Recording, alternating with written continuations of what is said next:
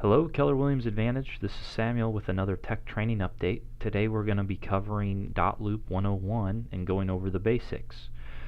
Today, to start your training, please follow along by opening up a browser and going to kw.com. To do this, in any browser, just go to kw.com and scroll to the bottom of the front page. When you get there, use your MyKW username and password. And if you don't know it, you can always click the Forgot Password button. But once you're there, you're on your agent homepage, and within the eEdge control panel, you'll want to look for the My Transactions link. And we'll click Messages under My Transactions, even though it'll just take us to our starting page. When we do that, a new toolbar will appear that will say My Transactions and will allow us to navigate within the paperless system. If your home page looks like this with circles, you can search by hand. It becomes a little harder as you add more loops. Or you can click the list view icon to switch into lists. And once you have lists, you can search by street name or loop name. In this example, we're going to be setting up a loop called 1010 Main Street, but we're going to first act like we don't know what loop or what address we're working with yet. Because if you're working with a buyer, you just know their name, but you don't know what address they're going to work with, because each loop needs to be for one address for compliance, as well as ease of use and tracking for the brokerage. So if you just had someone, let's say Test Hibner, we would just create a loop with that person's name. And then maybe a couple days later, we know what address we want to be working with. We can click the Edit Details. This is the loop page within an actual loop. We've now opened that loop up, and we see documents, people, and tasks in every single loop. Every loop has one default folder. Folder is just a way to organize your files within each loop, and compliance follows each folder. Can follow each document as well, but we'll mark folders complete or incomplete based on what documents you have in there and if they're signed or completed. So with this person, Test Hibner, let's say we know our address now, we want to edit details, and then we click on Test Hibner one time and we'll say 1010 Main Street, and then I just click out of it to automatically update. We can click back to loop, and now the name of the loop has been updated. So within the folder of the Documents section, we can add a document by uploading, by dragging and dropping, or by selecting one of the templates. What we first want to do, though, is we want to add our people. Signatures are digitally recognized and valid for contracts and for anything other than HUD statements on closing day.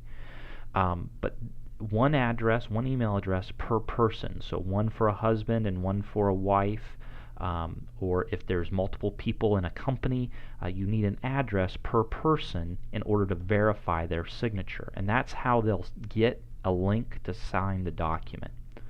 So we're going to add a person, and we're going to call this person Test Hibner, and we're going to add them at one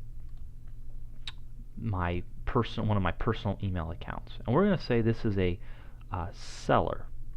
And it's important to identify the people and their roles, because signature fields and form fields go by role. So forms are already set up to allow a seller to edit them, while a buyer would only be able to view the document if they have a link to it. You can always change the defaults, but the system is set up to work with roles of people. So you want to identify who are your sellers, who's your loan officer, if you need to add him, or really you can get as extensive as you want, but the default you want to always select, if you're representing the buyers or the sellers, you want to tell the system who's who. So we'll add Samuel, Test Hibner, and seller. And this is a great time to add the co-op agent, because when you add a co-op agent and you give them the role as let's say buyer's agent, they will be able to then add their own clients into their version of this loop to obtain their signatures. So it's set up to facilitate cooperative management. You can only see documents that are shared with you, and then you can share documents that have been shared with you. So things you put in this folder are only seen by you until you go through and share them. And how you do that is you actually have to go in and click share per document or select multiple items at once. But we're going to show the drag and drop feature by going into my downloads and loading up an exclusive right to sell. It loads and then the name is here. To the right of each document we can rename, we can copy to another loop, we can see the history. Every time the document's been signed or changed, there's a copy of it that can be downloaded, or we can download it as a PDF. We can also archive, which is like deleting, but you can never actually completely delete something out of the loop. You can just hide it, which is considered archiving. So we'll go into Ohio exclusive right to sell contract by clicking on it once. And then this is a scanned document. So this document, the fields aren't editable right away, but we can add in text fields and then type. And most importantly, like let's say you received an offer or you filled this out in person, but you forgot to obtain a signature, you can add in initial fields. So we'll add one here, and we'll add a signature field, which is much like a stamp over that.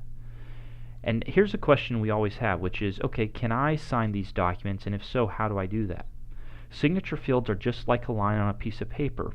By default, anyone that can see the document can sign, and they leave it up to the person viewing the document to know if they should sign it or not. This means, and you can see this by when you click once on a signature field, you can see who it's assigned to. When it's assigned to anyone, that's what will happen. Anyone that can see the document can sign, but you as the administrator can restrict it to a role. That's why sellers and buyers are important, or even a particular person. So in this case, we're going to say role, and we're going to say only, we're going to scroll down, only sellers, as soon as I find them. Seller. So right now it already knows the only seller in our loop is this Samuel Test Hibner. So it's going to say seller sign here. Well, in this instance, for the broker, an agent can sign this. It's assigned to anyone. So I can actually assign the field or click sign now. Because I'm logged in, we're going to say test agent.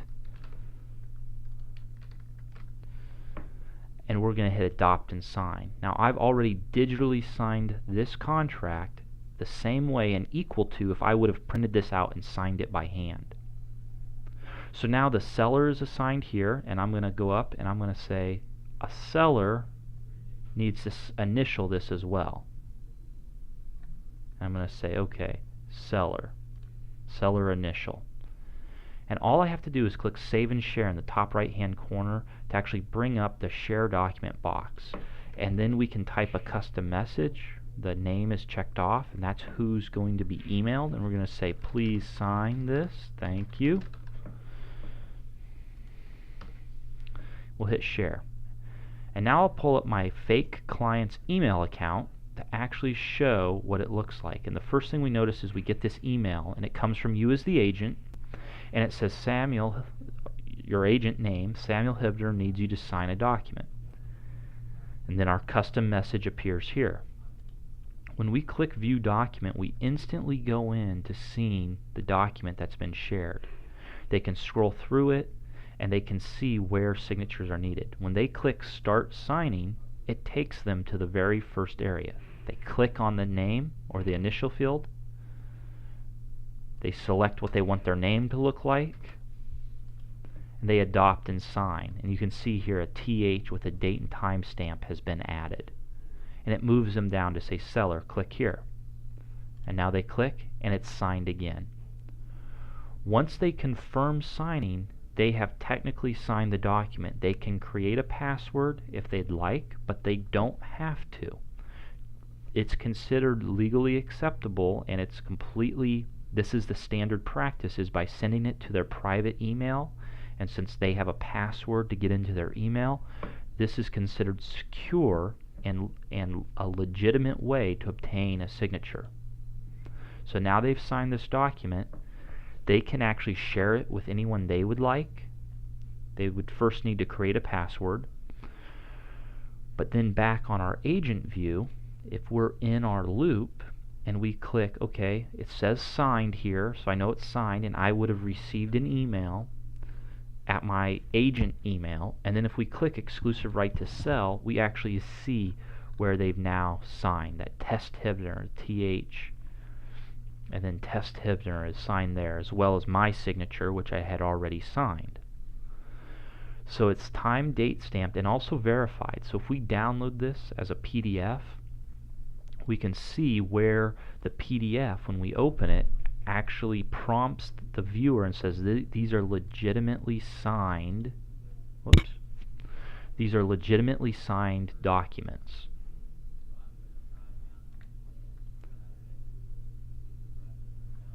So signed, and all signatures are valid. And then we'll see here TH is signed, as well as the signatures there and your own signature, and those can't be removed.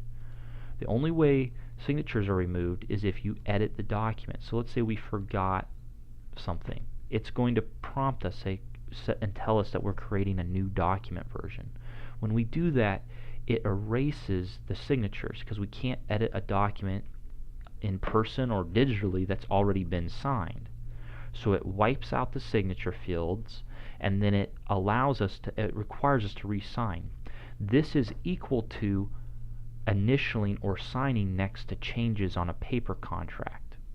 So if you send an offer price and the offer price is countered back, and you erase that digitally typed offer price, the signatures will go away, and your buyers will need to re-sign.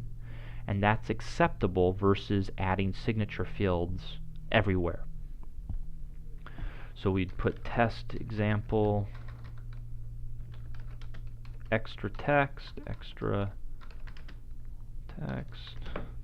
and then we would need to again save and share, and it would go back out to Test Hibner for him to reshare it. And again, we would see another email to say, hey, another document or the same document is needing to be signed again. And when the client clicks on it and views it, he can instantly see the updates that have been made, and then he needs to sign one more time. Once you do this, you're able to add additional documents or send it to the other agent. Now, one thing you'll want to do when you take a listing, or when you submit, or when you have an accepted contract on a purchase offer, you need to click Submit for Review so the office can review your paperwork. When you hit Submit for Review, tell us what type of folder it is, if it's a buying or listing. In this case it's a listing, and we'll hit Submit. And just a quick reminder, for listings, we need an MLS sheet from the MLS to verify that you've entered it, and for the information, we need that information on the MLS sheet.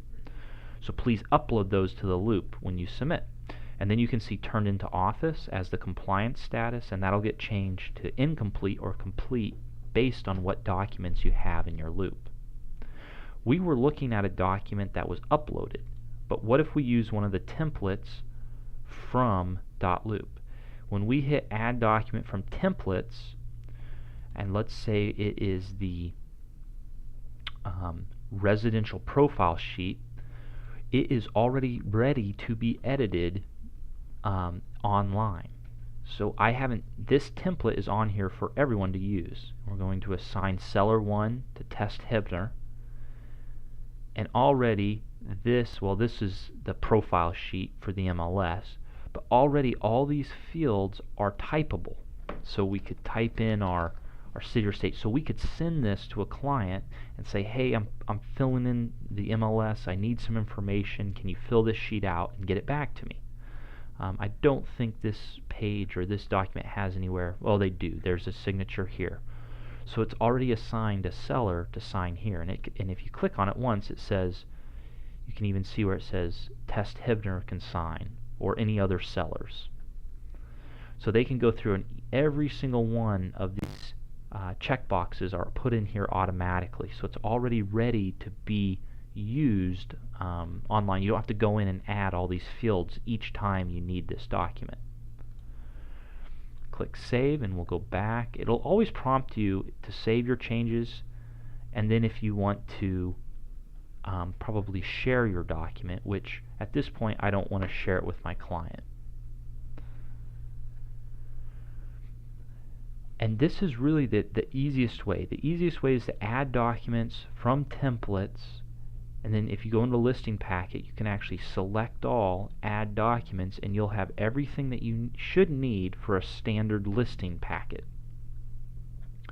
So there's lead-based paint, there's the EPA form that needs to be provided, as well as our home warranty brochures, showing instructions, and even there's a seller net proceeds form, consumer guide, which should be probably the first form you have signed. You can right away go in here, review the document, and actually see the name and the signature line, where then you can save and share and obtain that signature back just as quickly as you can email it to your clients. If you have any additional questions on Dotloop or as you're working through it, you please feel free to call me or call anybody at the office to ask questions or come in for some of the training. We have about 3 or 4 of us who are doing training almost every week, and we'd be more than happy to help you understand and use this system. Thanks, and have a great day.